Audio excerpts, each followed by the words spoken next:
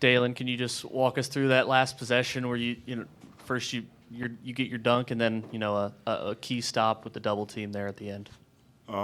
Yeah, I think it was a great call by Coach to get the ball out of Epps' hands. He had a great game, and I think it was a good idea to try to make someone else beat us, and we executed. It was great.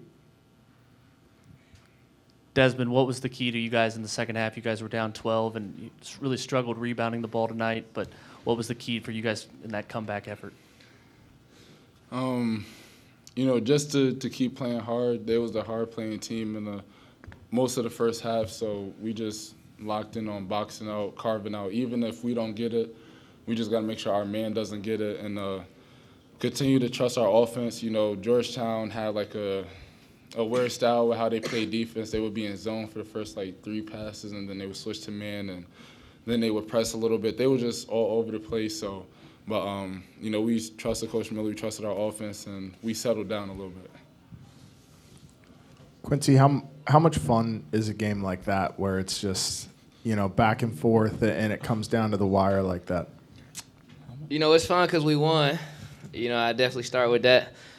But man, to do it at home, to have the fans behind us, and then to be able to do that out there with my brothers, man, it's an amazing feeling. Me and my uncle from back home, we talk about it all the time. A lot of moments hit different in front of 10,000 fans, and everybody on their feet clapping and cheering, and then Dalen dunks, come out the timeout, everybody standing up, get a stop. It was like deafening out there, so it's fun. It makes me smile. Dalen, if you watch the replay of your go-ahead dunk, was there any part of your brain that thought about dropping that off to Abu, or was that a dunk the whole way? After I saw him jump for the pump fake, I knew I was dunking it from the time I put the ball on the floor. It was nothing else to do. When you look at the games that you guys have won this year, most of them, all 2 of them, have been by double digits, and the close games have been losses for Xavier this year outside of the crosstown shootout. And I think when you look at this game, I'd be curious to hear, Quincy, your thoughts on what you guys have learned from a lot of these close 2-possession losses that you were able to translate now into a win here today.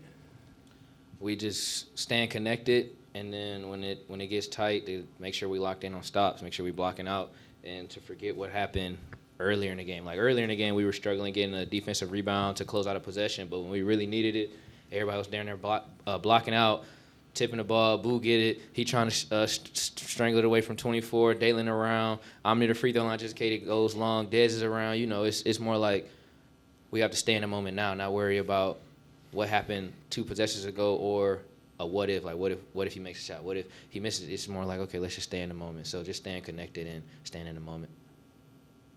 This past week, there was a viral video that circulated around Xavier Nation of Sean looking at you guys, I think in the UConn game, talking about Alex Caravan saying he's going to get 50 and then staring at all of you guys. What were the conversations like tonight when Jaden Epps was going off and having a big night? You got it. I got it. I mean, it was a camera in the huddle. And he just looked around and just said, I forgot actually what he said, but he just said something about, he looked at the camera, he said, get this. And he just started going off, and it was just about. Get this on. It was like, get this on film. Get this on film. Yeah. So it was more just like, man, we really haven't talked about the clip, but he definitely said we need to get stops or else we going to lose. Yeah. Quincy, as the top scorer in this game for your team, when you have a matchup like that where another guy on the other team is doing what you're doing, what's that like for you kind of being in that zone of, is it kind of like matching him or is it kind of just find a way to get the upper hand? How do you play in those situations?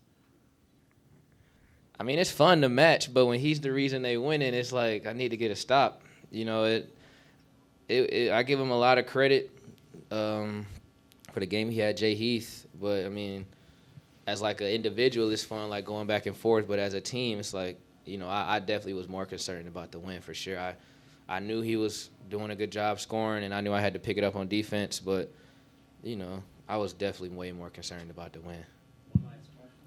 Des, you guys led the game, I think, for 81 seconds. 1 minute and 21 seconds is the total time you had for a lead.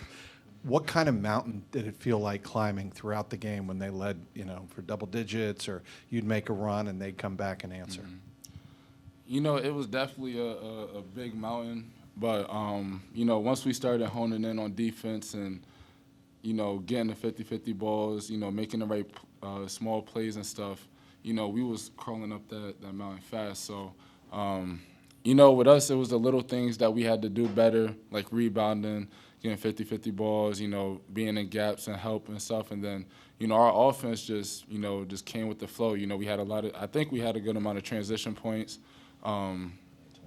We had like 20 points in transition. We got to the line in the second half as well. So, it was definitely a big mountain, a long mountain, but, once we started creeping away and doing what we normally do and getting stops, we was climbing that mountain with these. So. Thank you. Yep.